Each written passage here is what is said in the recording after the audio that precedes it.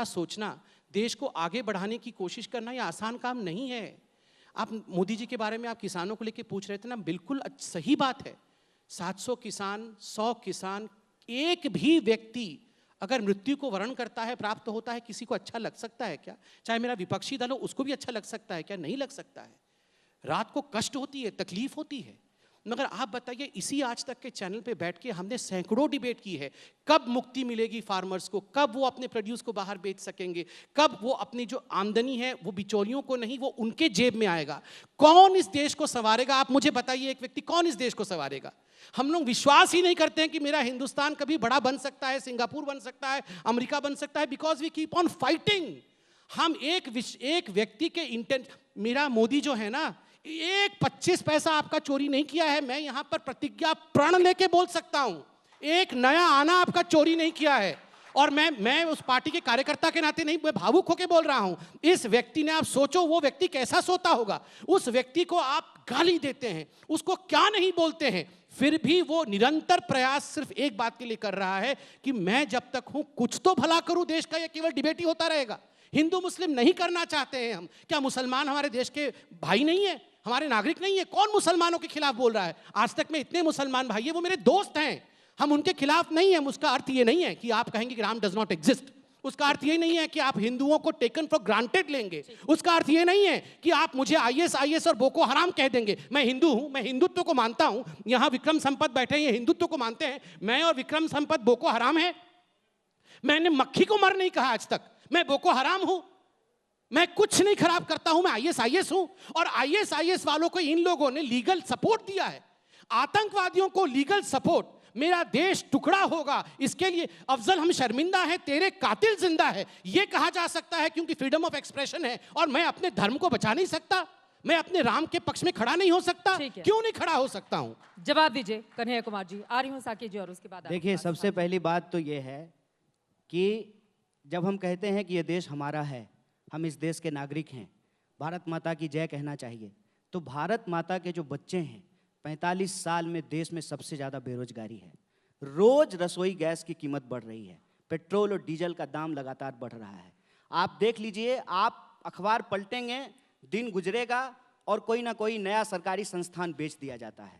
जब सरकारी संस्थान बेचे जाते हैं तो बेरोजगारी में इजाफा होता है। हम निजीकरण के खिलाफ नहीं हैं। मेरा ये कहना है कि इस देश में जब सरकारी संस्थान नहीं होंगे तो निजीकरण भी इफिशिएंटली वर्क नहीं कर पाएगा। हमारा ये अनुभव है कि सरकारी स्कूल होता है तो जो एक बड़ी आबादी है जो निजी स्कूलों में फीस नहीं दे सकता है, उसके बच्चे सरकारी स्कूल में पढ़ते हैं। जो फीस दे सकते हैं, उनके बच्चे प्राइवेट स्कूल में पढ़ते हैं। सरकारी बैंक होता है तो इफिशिएंटली प्राइवेट बैंक काम करता है। आज बैंकों को बेचने की तैयारी की जा रही है, LIC बेचा जा रहा है। ये जो राष्ट्रवाद के नाम पे राष्ट्रीय संपत्ति की बिकवाली हो रही है, हम उसका विरोध कर रहे हैं। इन सवालों का जवाब देने की बजाय ये क्या करते हैं, बोको हरम करते हैं। कौन कह रहा है कि आप बोको हरम हैं? आप RSS हैं महाराज, आपको कोई बोको हरम नहीं कर रहा है। आप RSS हैं और RSS ने 1942 के भारत छोड़ो आंदोलन में, क्यों संपत जी, मैं ठीक कह रहा हूं ना, भारत छोड़ो आंदोलन में हिस्सा नहीं ली थी। ये इतिहास में गलत बोल रहा हूं या सही, ये मुझे ठीक कीजिएगा। और RSS ने कभी भी इस देश के तिरंगे झंडे को स्वीकार नहीं किया। उसने कहा कि हमारा धर्म हमें इस बात की इजाजत नहीं देता है कि 3 रंग होने चाहिए झंडा में। बोलिए, हम गलत बोल रहे हैं कि सही? हम कहते हैं कि यह देश, बार बार जो साकेत ने कहा कि हम बिल्कुल ये नहीं कह रहे हैं कि भारत 1947 में पैदा हुआ है। 5000 साल का इतिहास है और इस भूभाग पे पैदा होने वाला हर इंसान, चाहे उसकी पूजा पद्धति कुछ भी हो, चाहे उसकी मान्यता और आस्था कुछ भी हो, वो इस देश का नागरिक है और नागरिकों को बराबरी का हक दिया गया है। ठीक है। भले संबित जी की सरकार हो। एक आखिरी बात चित्रा जी, ये बार बार 2016 से भारत तेरे बोल रहे हैं। उतना बार टुकड़ा तो हम नहीं बोले हैं जितना बार ये टुकड़ा बोल चुके हैं। और क्योंकि ये टुकड़ा पे पलते हैं, हम एक बार भी नहीं बोले हैं। हाँ। ये टुकड़ा पे पलते हैं और ये बात मैं पूरे दावे के साथ कह रहा हूं कि है इनको हिम्मत तो पूछें अपने गृह मंत्री से, निकम्मा है क्या, क्यों कोई कार्रवाई नहीं हो रही है? आपके गृह मंत्री सुनिए, मैं सुनता हूं। अब मैं गृह मंत्री पे आता हूं। अपने गृह मंत्री से। देश में एक गृह मंत्री गुंडा की भाषा बोलता है, किसानों को सबक सिखाने की बात करता है, उसका बेटा किसानों के ऊपर जीप चढ़ा देता है और उसके बाद इनके मुंह से एक शब्द नहीं निकलता है। ये कहते हैं कि किसानों के शहादत का दुख है मुझे। आपको दुख था तो आप गए क्या? आप ठीक है। गए किसान के उन परिवारों के पास ठीक है। जिन किसानों बाकी की दो लोग हत्या भी कर दी इंतजार कर गई। रहे हैं, लेकिन आप संबित जी बात को को गृह राज्य घुमाइए मंत्री नहीं, टेनी को लेकर सवाल सवाल है पूछ जो रहे हैं। मुद्दा ठीक है है। उसका सही सही ठीक जवाब है। दीजिए। देखिए, 2 बार यहाँ पर आदरणीय अमित शाह हमारे गृह मंत्री जी को निकम्मा कहा गया। मैं टेनी की बात कर रहा था। कोई बात नहीं, आपने उससे मैं पहले टेनी की बात कर रहा था, एक उसका बेटा जीप चढ़ाया है। ठीक है, ठीक है। जैसा जीप नहीं देखिए, चढ़ाया ठीक है, है। गलत मत बोलिए। फिर हम टेनी की बात कर ठीक रहे है। हैं। इससे पहले भी आपने गृह टेनी मंत्री गृह निकम्मा मंत्री है कहा कि नहीं है, पहले बोलिए। ठीक है। रुकिए, ऐसे नहीं, टेनी ऐसे- गृह मंत्री है ना भाई, ऐसे मतलब अमित शाह ठीक है ना? फिर चलिए, बहुत बढ़िया। वो आपको कहना पड़ेगा। ठीक है, ठीक नहीं तो है, मतलब आईटीडीसी ठीक का है। चेयरमैन आप नहीं रह पाइएगा फिर साहब। शुरू ठीक है, हो अब गए, सुन यही लीजिए, सब जवाब चलता सुन रहेगा। लीजिए। ठीक है। देखिए चित्रा जी, यहाँ पर तूतू मैमे की डिबेट लोग देख के ताली बजाने के लिए नहीं बैठे हैं, गंभीर लोग बैठे हुए हैं। आप जानते हैं चित्रा जी, विगत 70 वर्षों से देश में डिबेट चलता था कि अनुच्छेद 370 को कोई छू नहीं पाएगा, ये आर्टिकल हट ही नहीं सकता है। लोगों ने यहाँ तक कह दिया था कि मोदी जी अगर 1000 बार जन्म ले लेंगे तो अनुच्छेद 370 नहीं हट सकता है। यहाँ तक कह दिया गया था कि अगर 370 को कोई स्पर्श भी करेगा तो तिरंगा उठाने वाला कोई नहीं होगा, खून की नदियां बह जाएंगी। आज मैं गर्व के साथ कहता हूं, मेरे देश का गृह मंत्री अमित शाह है, 370 को नेस्तनाबूद कर दिया, 370 को मिटाने की क्षमता रखता है मेरा गृह मंत्री और मेरा प्रधानमंत्री। गर्व के साथ कहता हूं, निर्णय लेना क्या होता है। जो जवाहरलाल नेहरू कहते थे 370 एक दिन घिसते घिसते घिसते घिसते घिसते घिस जाएगा, एक दिन में ही उसे घिसकर समाप्त करने की हिम्मत रखता है नरेंद्र मोदी और अमित शाह। यह है हमारा देश की वो सरकार। आज टेनी को लेकर सवाल पूछ रहे कोई थे। बात नहीं, जहां तक टेनी जी के विषय में पूछा गया है, स्वाभाविक है ये प्रश्न पूछे जाएंगे लोकतंत्र में, हमें भागना नहीं है इन प्रश्नों से। किसान संगठन, वहां की जो प्रशासन है, दोनों ने बैठकर इस बात पर एक अर्जी दी कि जो प्रशासन है इस पर जांच करे और जांच के बाद जो भी सत्यता सामने आए उस पे कार्यवाही हो। सुप्रीम कोर्ट उसको देख रहा है। मैं किसी के बचाव में नहीं बैठा है। मैं कहता हूं अगर हमारे भी किसी व्यक्ति के कारण से एक भी मौत हुई हो तो कानून अपना काम करेगी। मैं यहां बचाने नहीं आया हूं, मैं बिल्कुल बचाने नहीं आया हूं। मगर मैं कहता हूं, आज आप देखिए इस देश में चर्चा हो रही है, नरसंहार की चर्चा हो रही है, किस प्रकार से कानून की व्यवस्था क्या हो गई है। आप मुझे बताइए एक बात, 84 के दंगे, आज पंजाब में इलेक्शन भी है, आप उत्तर प्रदेश के इलेक्शन को लेकर इतने डिस्कशंस कर रहे हैं, करना भी चाहिए। 84 के दंगे, आप सोचिए यही वो लोग हैं जिन्होंने 5000 सिखों का, दिल्ली में हम बैठे हुए हैं, निकाल निकाल के घरों से गले में टायर डाल के जला दिया गया। ठीक है। इंदिरा गांधी हमारे बीच में चर्चा नहीं तो है। उनकी मैं बहुत दूर तक आ रही पहुंच हूँ, आ रही गई। हूँ। एक सेकंड, जो हार्दिक मुद्दा भाई, है वही मुद्दे पर हार्दिक चर्चा भाई, नहीं पंजाब हो दूर रही। नहीं है, पंजाब भी पास में है, चुनाव के मुद्दे डिस्कशन हो रहे हैं, राष्ट्रवाद है ये भी। इंदिरा जी हमारे बीच नहीं है, मैं उनको नमन करता हूं, मगर मैं याद दिलाता हूं इंदिरा गांधी ने वो किया था जो कोई सोच नहीं सकता है। टैंकर गोल्डन टेम्पल के अंदर, हरमिंदर साहिब में प्रणाम करता हूं, हरमिंदर साहिब के चौखट को। हरमिंदर साहिब के अंदर सैकड़ों टैंकर घुस गए थे, गोले बारी हुए थे हरमिंदर साहब के अंदर। ये कोई सोच सकता है? इतना कुछ करने के बाद इन लोगों की हिम्मत होती है ये कहने के लिए कि आप यहाँ पर सौहार्द नहीं बनाए हुए, ठीक है। आप हिंदू मुसलमान संबित जी करते पहले हैं। कहते हैं कि हम मैं जवाब 10 देने के अब लिए बाकी बैठे दो लोगों हैं। के पास भी दस जाते हैं। सेकंड में तो कंप्लीट सत्तर कर की रहा हूं, बात 10 करते हैं, सेकंड में। बेरोजगारी 10 पर तो सेकंड में जवाब आपकी नहीं बात दे रहे। 10 सेकंड में। और 370 हार्दिक हटाने भाई, के बाद भी हार्दिक भाई, संबित आप जी तो आज अध्यक्ष कश्मीर हैं, के ऐसा अंदर मत हमारे करो। जवान शहीद हो रहे हैं, हार्दिक भाई, उस पर तो आप बोलते आपके नहीं। प्रश्न का जवाब दे रहा हूं। आप भी चेयरमैन हैं। एक सेकंड, हार्दिक जी, आपने कहा कि गुजरात की स्थिति बहुत खराब है, ड्रग भी आ गई, सब कुछ हो गया। वैसे आज एम्प्लॉयमेंट आया है, एम्प्लॉयमेंट के डाटा आए हैं, आप देख सकते हैं, हर अखबार में फ्रंटलाइन में छपा है। गुजरात में सबसे कम अनएम्प्लॉयमेंट रेट है, सबसे ज़्यादा आप देखिएगा जम्मू कश्मीर में है, उसके बाद राजस्थान, ठीक है। उसके बाद जो कांग्रेस था केरल में है और उड़ीसा में है। एनीवेज, गुजरात में आप तो अध्यक्ष हैं, माननीय अध्यक्ष हैं, मैं आपको बहुत मानता भी हूँ। इतनी परिस्थिति खराब होने के बावजूद अभी निकाय के चुनाव हुए, क्या परिस्थिति थी वहां कांग्रेस की? इतना कुछ हम खराब कर रहे हैं, हम आपको गैस सिलेंडर नहीं दे रहे हैं, पेट्रोल नहीं दे रहे हैं, डीजल नहीं दे रहे हैं, हम लोगों को सड़क पे मार रहे हैं, हम हिंदू मुसलमान कर दे रहे हैं, फिर भी कांग्रेस पार्टी के खिलाफ ममता है, बनर्जी अब बोल आगे रही बढ़ते हुए, है, ठीक है, मैं जा रही ममता हूँ। बनर्जी बोल ममता रही है, हम बनर्जी तो आपके छोड़िए। खिलाफ बोल रही हैं। और हार्दिक जी, ये भी सवाल है, 3 दशक से ज्यादा का वक्त तो हो चुका, आप कार्यकारी अध्यक्ष हैं, अभी आपको भी अध्यक्ष नहीं बनाया गया वहां पर लंबे अरसे से। declare गुजरात हो में गया। पानी ठहर क्यों Declare हो जाता गया। है? जी, डिक्लेयर हो गया। कार्यकारी अध्यक्ष ही है ना नहीं आप? नहीं, आप बोले कि वहाँ आपको अध्यक्ष नहीं बना, मैं आपको पूछ रहा हूँ डिक्लेयर कोई हो गया? अध्यक्ष बना क्या? नहीं, वो तो जब डिक्लेयर अध्यक्ष होगा तब कौन पता है? चलेगा ना। नेतृत्व किसका है? देखिए, किसका नेतृत्व है? गुजरात के भीतर जितने भी लोग कांग्रेस के साथ जुड़े हुए हैं, वही नेतृत्व गुजरात के हितों के लिए कर रहे हैं। और गुजरात के अंदर आने वाले दिनों में हम सब साथ मिलकर गुजरात में एक नव निर्माण की तरफ आगे भी बढ़ेंगे। और मुझे भरोसा है, हम सत्ता में नहीं है, लेकिन बीजेपी से सिर्फ 10 लाख वोट ही हमें कम मिलते हैं पूरे प्रदेश में। जहाँ नरेंद्र मोदी, अमित शाह, उनके सारे ब्यूरोक्रेट सब लोग ताकत लगाते, तब जाके हमें कुछ सीटों के लिए हरा वहां पाते पे हैं। सत्ता पहली बात। विरोधी लहर भी तो उस तरह अगर दिखती है तो ये लोग पूरी की पूरी सरकार बदल देते हैं, बट आप लोगों में वो आक्रामक बदलाव दिखाई क्यों नहीं देता है? बहुत जल्द 3 दशक से ज्यादा का गुजरात वक्त के हो चुका अंदर है भी, गुजरात में। गुजरात के भीतर भी अच्छे से बदलाव होगा। कांग्रेस पार्टी लगातार विभिन्न मुद्दों को लेकर जन संघर्ष कर रही है और मुझे भरोसा है कि गुजरात की जनता कांग्रेस पार्टी को आशीर्वाद देगी। मेरी सवाल ये है संबित जी को लेकर, उन्होंने कहा कि मैं सत्ता में बैठा हूँ, मेरी जिम्मेवारी है, मुझे जवाब देना चाहिए। यहाँ से मैंने और कन्हैया ने जो जो सवाल पूछे वो किसानों को लेकर पूछे, बेरोजगारी को लेकर पूछे, शिक्षा को लेकर पूछे, निजीकरण को लेकर पूछे, उसका जवाब उन्होंने नहीं दिया। उन्होंने गुजरात के आंकड़े बता तो रहे थे रोजगार कहा के। 370 को लेकर, कश्मीर को लेकर जब ये कलम हटाएगी तो मैंने भी उसका स्वागत किया था, मैं खुले मन से कहता हूं। लेकिन तब आपने कहा था कि अब यहाँ आतंकवाद कम हो जाएगा, अब यहाँ हमारे जवान पूरी तरह से सुरक्षित रहेंगे। आप बताइए 2 साल, 1 साल, सवा साल हो गया होगा, हमारे कितने जवान कश्मीर के अंदर शहीद हुए हैं, हमारे जवानों की हालत कश्मीर के अंदर क्या है। मेरे गुजरात में ही पिछले 1 साल के भीतर 13 जवान शहीद हुए हैं। मेरा कहने का मतलब ये है कि ये विभिन्न मुद्दों को लेकर पंजाब पहुंच गए, थोड़ी देर में कश्मीर पहुंच गए थे, उससे पहले माता गंगा के पास पहुंच गए। अच्छी बात है, हम भी मानते हैं विभिन्न मुद्दों को लेकर चर्चा होनी चाहिए, लेकिन सत्ता में आप बैठे हैं तो अभी हालात जो देश के हैं, जो करंट मुद्दे हैं, उस पर संबित जी कभी भी चर्चा करते नहीं है, दूर भागते हैं। अगर ये कुछ नहीं और करते हैं, उसके आज बावजूद सरसों तेल की 2014 से जनता इन्हीं को बार बार मौका क्यों देती है? कहां पर वो कमी रह गई है? हार्दिक पटेल जी से ये सवाल है। कन्हैया जी थोड़ा सा अपने सहयोगी को भी बोलने दीजिए, मतलब गुजरात की आवाज दबा रहे हैं आप, ये तो ठीक नहीं है। उनको बोलने दीजिए जरा। 2014 के बाद हाँ। लगातार कांग्रेस पार्टी अपने तरीके से प्रयास करती, विपक्ष के नाते हम हैं, हमारी जिम्मेवारी होती है कि देश के विभिन्न मुद्दों को लेकर देश के मजबूत विपक्ष के रूप में हम अपनी बात रखते हैं और इसीलिए हम लड़ते भी हैं, चाहे वो सड़क पे हो चाहे संसद पे हो। और उन्होंने संसद की बात कही, अब हम 2014 से पहले आपको क्या याद दिलाया आपने संसद में क्या क्या नहीं किया। हमारी जिम्मेवारी यही है कि हम जनता के विभिन्न मुद्दों को लेकर आक्रामक रहे और उसके लिए हमें आक्रामक रहना भी पड़ेगा। उन्होंने बोल दिया कि आपने हमारे मोदी जी को गाली दी, अरे आप कितना 8 बजे के बाद राहुल जी को गाली देते हम जानते हैं, आप कांग्रेस पार्टी को कितना गाली देते हम जानते हैं, हमने कभी मोदी जी को गाली नहीं दी। हम तो सवाल करते हैं उन सत्ता में है इसलिए, राहुल गांधी जी प्रधानमंत्री थोड़ी ना है और 2014 से पहले वो प्रधानमंत्री थोड़ी ना थे।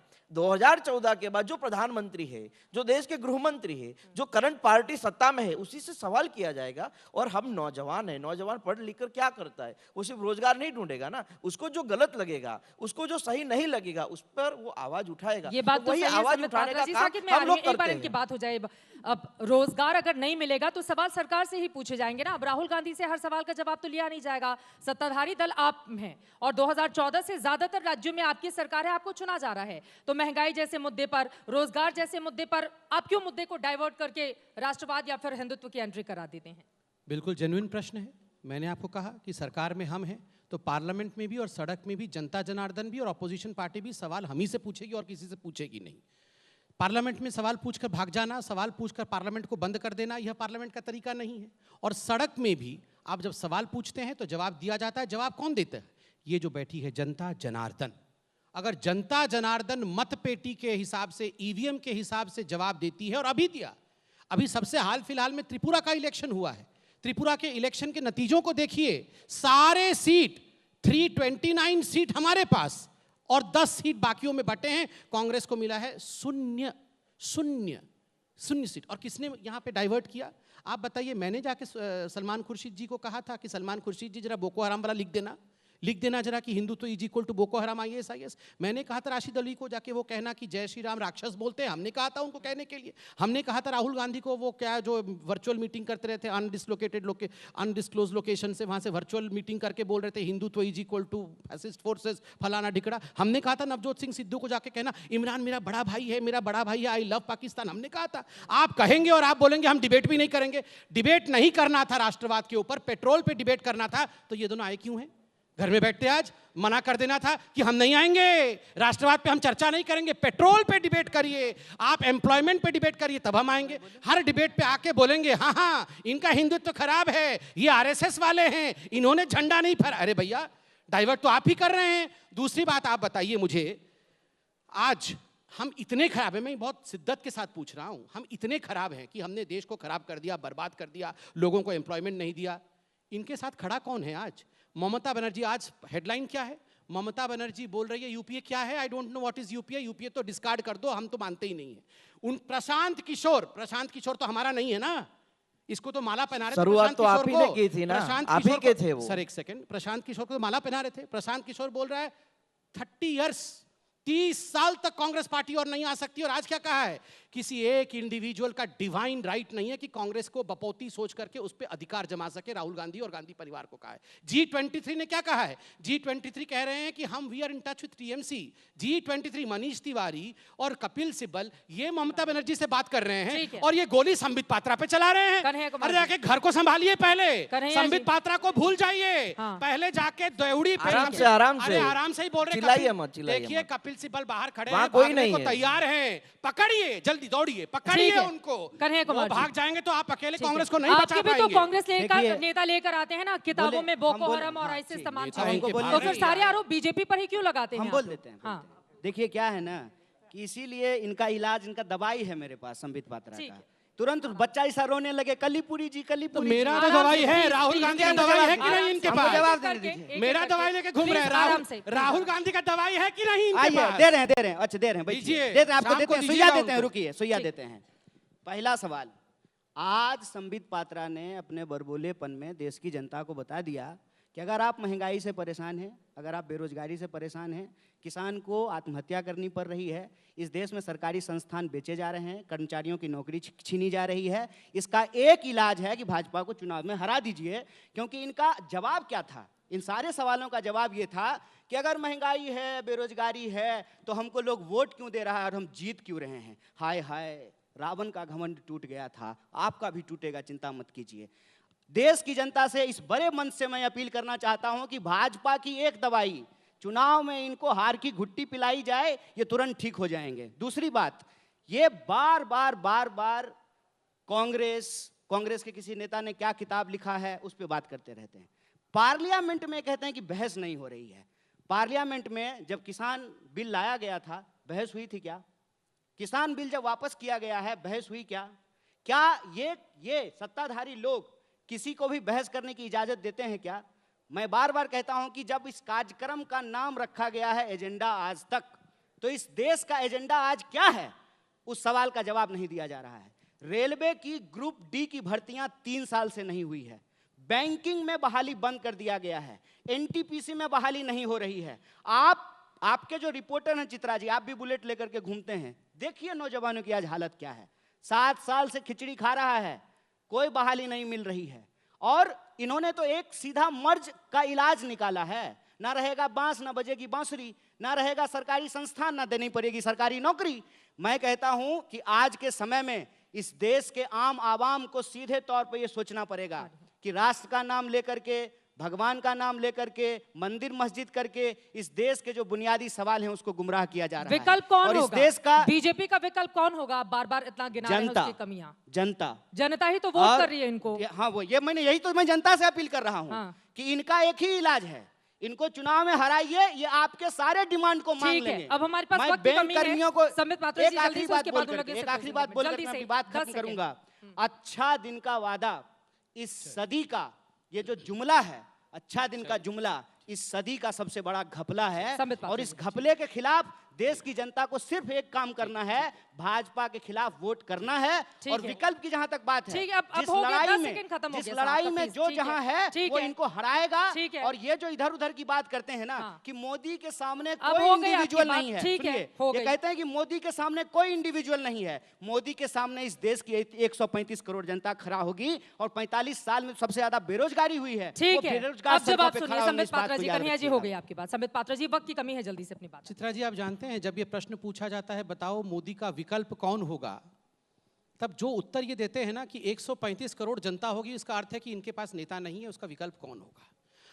अगर मुझे पूछा जाएगा ना इस देश का प्रधानमंत्री कौन होगा, मैं खड़े होकर सीना ठोक के बोलूंगा किसी में अरे कुव्वत है, समस्या किसी ये में है कि हिम्मत नेता है, ही कोई नेता है। एक सेकंड सर, गलत आप मैं समझते बीच में हैं। नहीं बोला था। नेता ही चित्रा नेता जी, है, एक नेताओं की सेकंड, कमी एक नहीं सेकंड, है। चित्रा जी ऐसे कार्यकर्ता और नहीं, जनता की चित्रा कमी जी है, ये नेता की ऐसे कोई ऐसे कमी नहीं, नहीं है। चित्रा जी ऐसे ठीक नहीं, है, ठीक ऐसे है, अपनी नहीं, बात चित्रा जी, चित्रा जी ऐसे नहीं। बिल्कुल आखिरी पायदान पे मैं अपने तो एक कार्यक्रम की। रिक्वेस्ट कर रहा हूं, आपने इतना बड़ा सुनहरा मौका दिया कि मोदी का विकल्प कौन, हिम्मत है तो एक बार बोल देना मोदी का विकल्प राहुल गांधी, बोल के तो दिखाए। मुंह से निकलेगा नहीं, मुंह से निकल भी नहीं रहा है मोदी का विकल्प। राहुल गांधी ये चले हैं चुनाव जीतने के लिए, इनके मुंह से नहीं निकल रहा है। अरे ममता नहीं मान रही है, अखिलेश नहीं मान रहा है, मायावती नहीं मान रही, कोई तो इनको विकल्प, कांग्रेस के अंदर के G23 इनको विकल्प नहीं मान रहे हैं।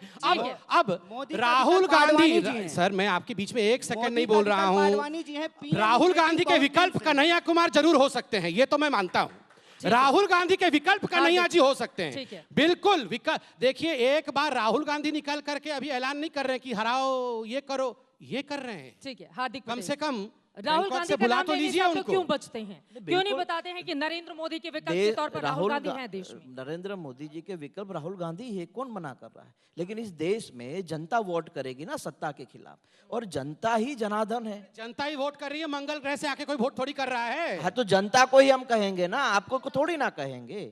जनता आने वाले दिनों में, और फिक्र अभी भी कांग्रेस के साथ जुड़ी हुई है, और मुझे भरोसा है और पूरी कांग्रेस पार्टी इसी कार्यों से लोगों के बीच जाती, चाहे जन जागरण अभियान का कार्यक्रम हो, महंगाई के खिलाफ लड़ाई लड़ने की बात हो, बेरोजगारी के खिलाफ लड़ाई लड़ने की बात, इन सभी मुद्दों को लेकर कांग्रेस पार्टी देश के विभिन्न गांवों में जाएगी, और नरेंद्र मोदी जी के विकल्प राहुल गांधी ही है। मेहमानों का बहुत शुक्रिया हमारे साथ इस चर्चा में शामिल होने के लिए। बाद में नहीं मिलेंगे, नहीं सब मिलेंगे, चिंता मत करिए। ये बता दीजिए, ब्लड प्रेशर की गोली आप राहुल गांधी को खिलाइएगा, इतना कुछ होने के बाद नाम भी तो बता उनका दीजिए। ब्लड प्रेशर बढ़ नहीं रहा है। इससे खराब परिस्थिति क्यों हो रही है? राहुल गांधी मत कीजिए। टेल्मा 20 जरा राहुल गांधी को खिलाइएगा, 20 टेल्मा 20 राहुल गांधी को खिलाइएगा, 20 और शाम को ये भी दीजिएगा। वो क्या है? ठीक है? क्या है? अरे जनता समझ गई क्या लेंगे शाम को, वो छोड़ दीजिए, जनता समझ गई। और पुड़िया भी है उनके लिए मेरे पास, मंगा के देंगे। अदानी वाला वक्त हमें इतने की ही इजाजत देता है। आप तमाम मेहमानों का बहुत शुक्रिया हमारे साथ इस चर्चा में शामिल होने के लिए। अब जनता के बीच इन तमाम मुद्दों को लेकर कौन सी पार्टी जाकर अपनी बात को समझा पाती है, ये देखना रहेगा महत्वपूर्ण। लेकिन गर्मागर्म बहस के बीच बहुत सारे सवाल भी उठे, जिसका जवाब भी मिला, बहुत सारे सवाल अधूरे रह गए। ठीक है, अगली बार संबित जी को आप बुलाइएगा लोगों का प्लीज। बहुत शुक्रिया। बहुत दिनों बाद अगले एजेंडा के लिए अभी से आमंत्रित कर देती नरेंद्र हूं। मोदी जी के धन्यवाद। बराबर लाके बहुत राहुल गांधी को शुक्रिया। खड़ा करो। ठीक है, धन्यवाद धन्यवाद।